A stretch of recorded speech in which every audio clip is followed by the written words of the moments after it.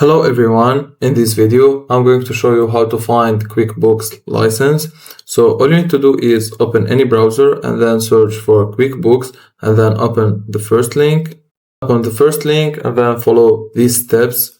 So first, option 1, find license number inside QuickBooks. So the first step is open QuickBooks desktop and then press F2 or Ctrl+1 on your keyboard, and then the product information window will appear. Your license number is listed there.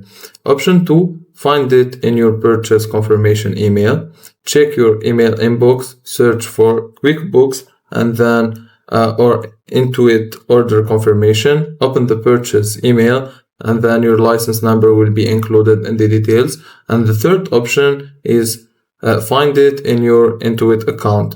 Go to http://accounts.intuit.com and then sign in. Go to products and billing, select your QuickBooks product. Your license details will be displayed there.